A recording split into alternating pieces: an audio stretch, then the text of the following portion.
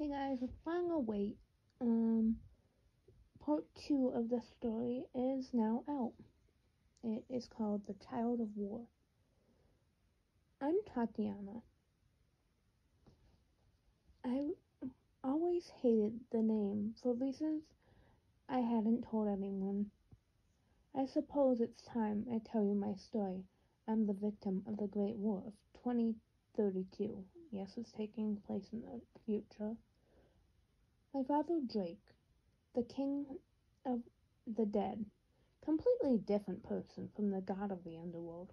The god of the underworld doesn't control the dead, but he is epitome of evil and all dark things. He is the creator of monsters, nightmares, and all bad things. All bad things come from below. Sorry, okay. My dad, however, controls the dead. Really a manner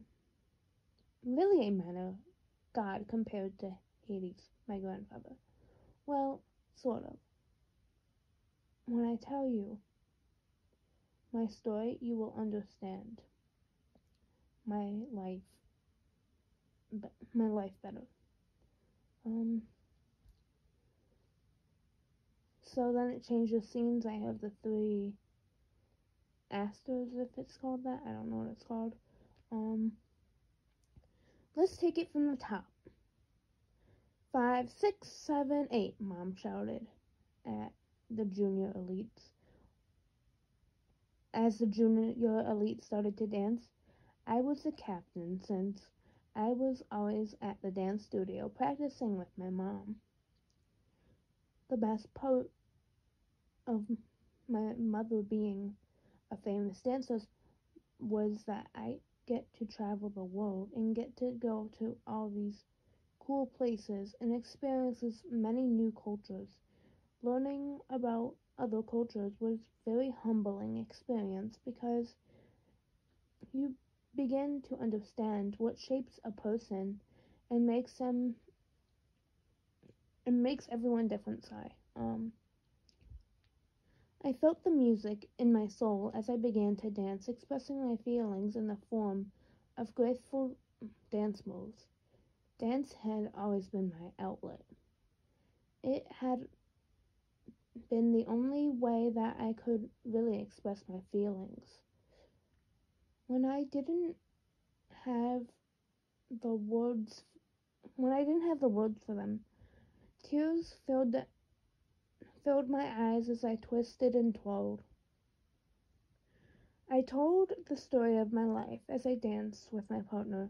He lifted me up into the air as I stood on top of his hands on one foot, balancing delicately, praying that I did not fall. The entire class looked at us in awe as we performed our routine. The music stopped, and I ended in a butterfly pose, pretending to be asleep.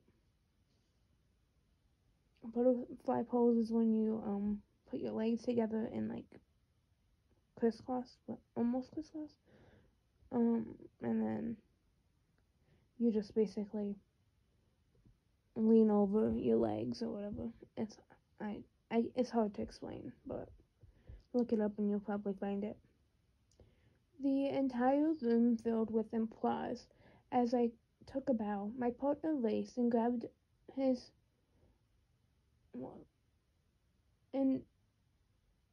I was supposed to grabbed his bag and darted out of the room. He was expected to be at karate class. His dad would pick him up. His dream was to be a dancer, but if his father had found out, he would have told his son he was a shame to the family. I felt bad for my partner. We had become so close, and I knew how hard it was for him. At least he had a father. My father wanted nothing to do with me. As he went back to his to his love of his life after the war ended.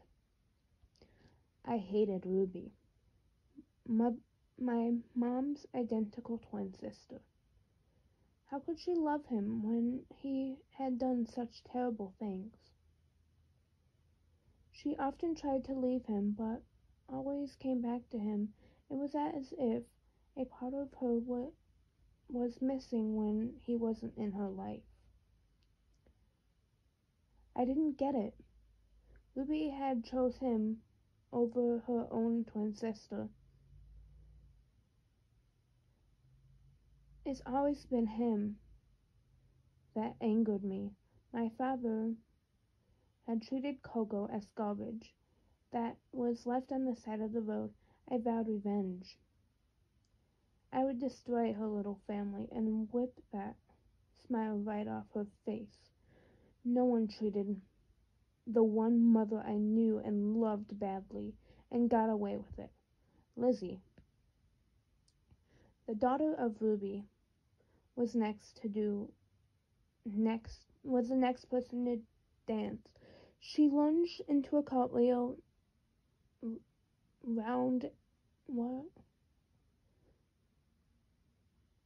She lunged and cartwheeled around and jumped through a ring, which would be made of fire the day of the performance.